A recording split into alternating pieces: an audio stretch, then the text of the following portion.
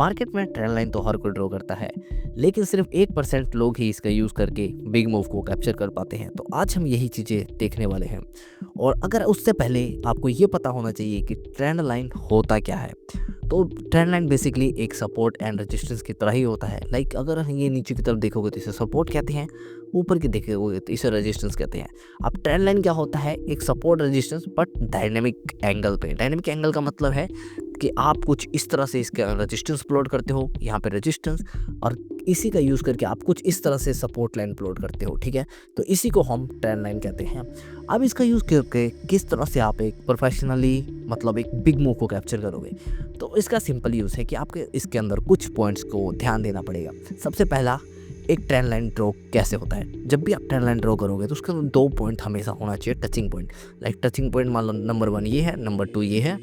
तो कुछ इस तरह से एक ट्रेंड लाइन को हम ड्रॉ करते हैं। लाइक इस तरह से कर सकते हो आप, 2 टचिंग पॉइंट हो चुके हैं, तो ये एक ट्रेंड लाइन हो गया। ठीक है, तो इसके अंदर 2 टचिंग पॉइंट हो गया। ठीक है, दूसरा बात आता है एंगल। तो बेसिकली एक ट्रेंड लाइन के अंदर 3 एंगल होते हैं। पहला एंगल का यूज़ हम बाइंग के लिए करते हैं कि कब आपको बाइंग करना है या कब आपको सेल करना है, पहला एंगल का। तो वो पहला एंगल होता है 45 डिग्री। ठीक है, दूसरा एंगल का यूज़ करते हैं हम बेसिकली अपने ट्रेड को बुक करने के लिए। लाइक 85 डिग्री जो ट्रेंड लाइन होता है उसका यूज़ करके हम अपने ट्रेड को बुक करते हैं, मतलब प्रॉफिट बुकिंग के लिए यूज़ करते हैं। लाइक अगर मैं इसको अगर ड्रॉ करूँ तो ये कुछ 85 डिग्री के आसपास होगा नीचे की तरफ। ठीक है, तो इसका यूज़ अगर मैं सेल ट्रेड ले रहा हूँ तो इसको मैं यहाँ पे प्रॉफिट बुक करने के लिए यूज़ करूँगा। ओके, तो ये 2 चीज़ों का आपको ध्यान रखना है। और तीसरा मतलब इसके अंदर number of touching point. Touching point की हमने यहाँ पे बात की थी, 1-2 तो होने चाहिए, बट जितना ज़्यादा होगा उतना ही पावरफुल एक ट्रेंड लाइन बनेगा। अब आप समझ गए कि ट्रेंड लाइन किस तरह से ड्रॉ किया जाता है। एंगल पे ड्रॉ कर सकते हो। ओके, और उसके अंदर एक नंबर ऑफ टचिंग पॉइंट ज़्यादा से ज़्यादा होने चाहिए। अब मैं आपको एक एग्जांपल देता हूँ इसी ट्रेंड लाइन का कि नंबर ऑफ टचिंग पॉइंट है, ये सारी चीज़ें मिक्स हो रहा है, तो उस समय ट्रेड कैसे बनते हैं। फॉर एग्जांपल के लिए मैं ये ट्रेंड लाइन ले रहा हूँ, देखोगे आप तो ये कितना ही लार्ज अमाउंट का ट्रेंड लाइन है। ठीक है, ओके, तो जैसे देखोगे ये देखो कितना large amount of trend line. तो नंबर ऑफ टचिंग पॉइंट देखो, सबसे पहले कितने टच हो रहे हैं लाइन को। 1, यहाँ पे 2, 3, 4, 5, 6, 7, 8, 9 पॉइंट हो रहे हैं। ठीक है, अभी ये एंगल देख लो आप कौन सा है, ये 45 डिग्री एंगल पे ट्रेंड लाइन है, 45 डिग्री है। अब मान लो ट्रेड कब लेना है, जैसे ही ये ट्रेंड लाइन पे आता है। फॉर एग्जांपल के लिए मान लो ये एक ट्रेंड लाइन पे यहाँ पे आया। ठीक है, क्योंकि अभी सपोर्ट है तो हम बाइंग के लिए यूज़ कर रहे हैं, अगर ये रेजिस्टेंस होता तो हम सेलिंग के लिए यूज़ करते हैं। तो यहाँ पे जैसे ही आया तो आपको सिंपल क्या करना है, कंफर्मेशन देखना है। फॉर एग्जांपल के लिए ये कैंडल आया ग्रीन के हाई के ऊपर आपको इसमें बाय करना है। फॉर एग्जांपल के लिए आपने यहाँ पे बाय किया, और स्टॉप लॉस क्या होगा, ट्रेंड लाइन का ही स्टॉप लॉस होगा। ये सिंपल है, ट्रेंड लाइन का आपका स्टॉप लॉस होगा। और जो इसका पहला टारगेट होगा तो ये आपका पहला टारगेट होगा इसके हाई के ऊपर। तो इस तरह का आप एक बिग मूव कैप्चर कर सकते हो सिंपल यूजिंग ट्रेंड लाइन। तो ये तो सपोर्ट का हो गया कि मतलब सपोर्ट पे यूज़ कर रहे हो तब। ओके, आपको पता है कौन से पॉइंट का ध्यान देना, वो सारी चीज़ आप ध्यान दे के ही ट्रेड करना। अब दूसरा बात है, अगर मान लो यही चीज़ सेलिंग में होता तो सेलिंग के लिए भी आप ड्रॉ कर सकते हो सेम ट्रेंड लाइन।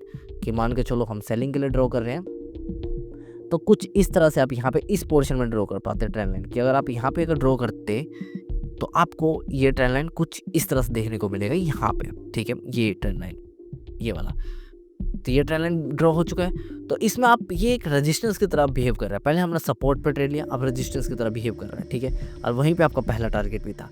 अब अगर मान लो इस तरह से रेजिस्टेंस पे सेल कर रहे हो तो आपको सेम चीज़ देखना है कि क्या ये स्ट्रॉन्ग ट्रेंड है, मतलब नंबर ऑफ टचिंग पॉइंट है, 45 डिग्री एंगल है, तो उस चीज़ का आप यूज़ करोगे सिंपल है। को दूसरी चीज़ में आपको ये देखना है कि क्या ये मतलब नंबर ऑफ टचिंग पॉइंट इसमें ज़्यादा है, एंगल 45 डिग्री है, देन आप जाके वो ट्रेड को लोगे।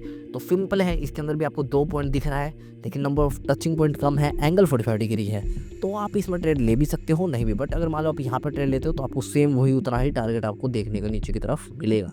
ठीक है, तो मान लो इसके लो के नीचे सेल करते हो और इसके हाई के ऊपर आपका स्टॉप लॉस लगाते हो कुछ इस पॉइंट पे। ठीक है, और आपको इतना टारगेट नीचे की तरफ देखने को मिलेगा।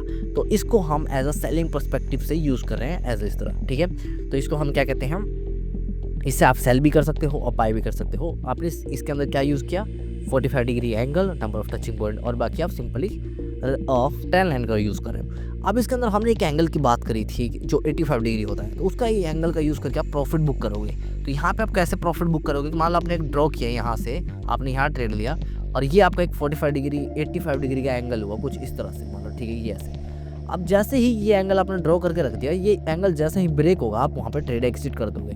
तो इस पॉइंट पे आपने यहाँ पे ट्रेड एग्जिट कर दोगे, इसी पॉइंट पे, ठीक है। ओके, जैसे आपने ये ट्रेड लिया था यहाँ पे एग्जिट कर दोगे। तो ये तो था 85 डिग्री इस तरह से यूज करा। अब मान लो अगर बाइंग में आप ये ट्रेड ले रहे हो तो आप कुछ यहाँ पे लिया, आप इस तरह से सेम ऊपर की तरफ ड्रॉ करोगे, कुछ इस तरह से कि मान लो ऐसे ड्रॉ करोगे 85 डिग्री एंगल पर, ठीक है। और जैसे 85 डिग्री एंगल ब्रेक होगा आप ट्रेड को एग्जिट करोगे, कुछ यहाँ पे आप एग्जिट कर दोगे इसी पॉइंट पे। तो इस तरह से आप जाके एक प्रोफेशनली लेवल पे 1% ट्रेडर की तरह सोच के ट्रेंड लाइन को यूज़ करके प्रॉफिट कर सकते हो। और ये एक अमेजिंग स्ट्रेटजी की तरह वर्क करता है। अगर आप इसके साथ वॉल्यूम और अटैच कर देते हो और साथ में RSI और बोलिंजर बैंड, एक अनस्टॉपेबल मतलब पावरफुल स्ट्रेटजी बन जाएगा ये। तो आई होप आपको इस वीडियो के अंदर काफ़ी वैल्यू मिला होगा, आपको ये चीज़ बिल्कुल डीप में समझ आया होगा। एंड कोई भी डाउट हो तो आप कमेंट बॉक्स में राइट डाउन कर सकते हो, जिसके ऊपर मैं स्पेशली आपके लिए वीडियो लेकर आऊँगा। एंड मिलते हैं फिर एक और नए वीडियो के साथ। Keep learning and keep growing.